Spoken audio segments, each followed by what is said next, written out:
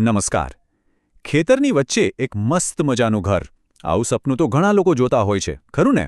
પણ આ સપના અને હકીકતની વચ્ચે એક આખી કાયદાકીય પ્રક્રિયા છે.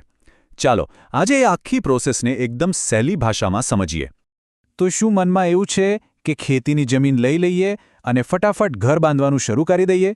જો આવો વિચાર હોય તો એક મિનિટ, જરા થોભો, કારણ કે આ સપનાને સાકાર કરવાની એક એવી ચાવી છે જે મોટાભાગના લોકો જોવાનું જ ભૂલી જાય છે. અને ભૂલ સાચે જ બહુ મોંઘી પડી શકે છે. ઓકે, તો આ આખી વાતને બરાબર સમજવા માટે આપણે એને 5 ભાગમાં વહેંચી દઈએ. પહેલું, શું ખેતીની જમીન પર બાંધકામ કરી શકાય? બીજું, એની કાયદેસર મંજૂરી લેવાની પ્રોસેસ શું છે? ત્રીજું, જમીનનો ઉપયોગ બદલાય પછી કયા નવા નિયમો લાગે? ચોથું, ટેક્સ અને પૈસાની જવાબદારીઓ શું આવે? અને છેલ્લે, જો નિયમો તોડ્યા તો એના શું ગંભીર પરિણામો આવી શકે? તો ચાલો શરૂ કરીએ આપણા પહેલા વિભાગથી. જ્યારે વાત આવે ખેતીની જમીન પર બાંધકામની, તો સૌથી પહેલું અને સૌથી અગત્યનું પગલું કયું છે? મોટાભાગના લોકો એવું માને છે કે પહેલું સ્ટેપ એટલે જમીન ખરીદી લેવી. પણ ના, હકીકતમાં પહેલું પગલું જમીન ખરીદવાનું છે જ નહીં, પણ એ જમીનનો હેતુ કાયદેસર રીતે બદલવાનું છે. મતલબ કે તમે બાંધકામનું વિચારી શકો એ પહેલાં એ જમીનને ખેતીમાંથી બિનખેતી એટલે કે નોન એગ્રીકલ્ચરલમાં ફેરવવી પડે છે. અને આ જ પ્રોસેસને કહેવાય છે નોન એગ્રીકલ્ચરલ પરમિશન એટલે કે એને પરવાનગી. આને તમે તમારી જમીન માટેનો એક પાસપોર્ટ સમજી લો, જે એને ખેતીની જમીનના દેશમાંથી રહેણાંક કે કમર્શિયલના દેશમાં જવાની કાયદેસર મંજૂરી આપે છે. અને હા, આ સરકારી મંજૂરી વગર કરેલું કોઈપણ બાંધકામ ગેરકાયદેસર જ ગણાય. સારું, તો એ તો પાક્કું થઈ ગયું કે એને પરવાનગી તો જોઈએ જ. પણ હવે સવાલ એ છે કે આ મંજૂરી મળે કઈ રીતે? એની પ્રોસેસ શું છે? ચાલો વિભાગ 2માં એ જ સમજીએ. જુઓ, આ પ્રોસેસના મુખ્ય 3 સ્ટેપ છે. અને યાદ રાખજો, આ ત્રણેય એકબીજા સાથે જોડાયેલા છે. પહેલું, તાલુકા મામલતદાર અથવા તો કલેક્ટરની ઓફિસમાંથી એને પરવાનગી માટે અરજી કરવાની.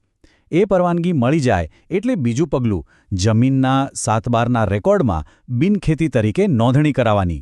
અને છેલ્લે ત્રીજું અને અગત્યનું સ્ટેપ, બાંધકામનો જે નકશો હોય એને સ્થાનિક નગરપાલિકા કે પંચાયતમાંથી પાસ કરાવવાનો.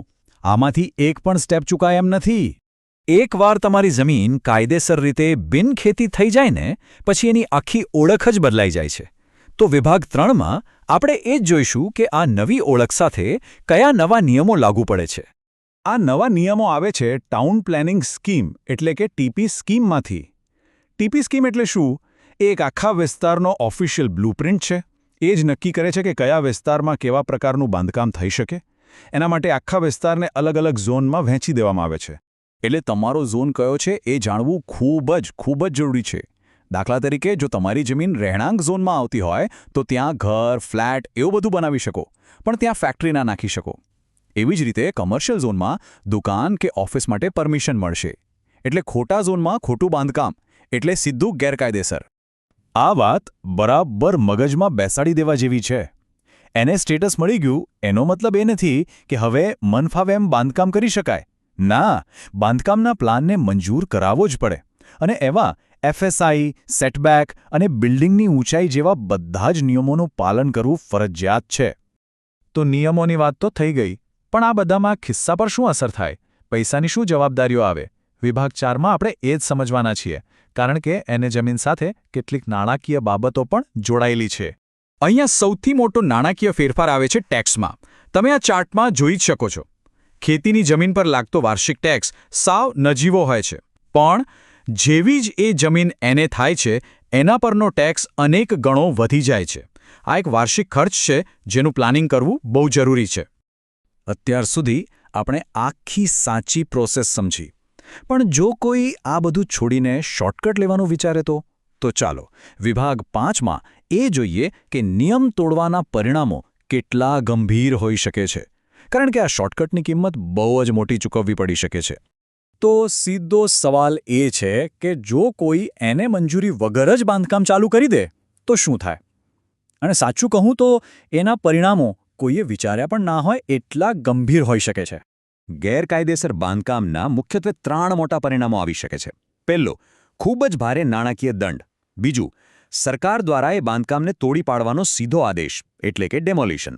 અને ત્રીજું, ભવિષ્યમાં એ પ્રોપર્ટીને વેચવામાં કે એના પર કોઈ લોન લેવામાં પારાવાર મુશ્કેલીઓ પડે, કદાચ એ શક્ય જ ન બને.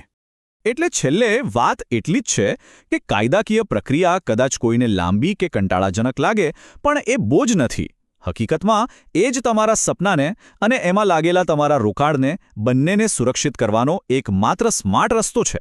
શોર્ટકટ લાંબા ગાળે હંમેશા સૌથી મોંઘો જ સાબિત થાય છે.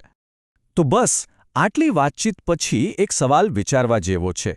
શું આપણી મિલકત જ્યાં પણ હોય એ કાયદેસર રીતે 100% સુરક્ષિત છે? આ પ્રોસેસને સમજવી એ પોતાના ભવિષ્યને સુરક્ષિત કરવા બરાબર જ છે.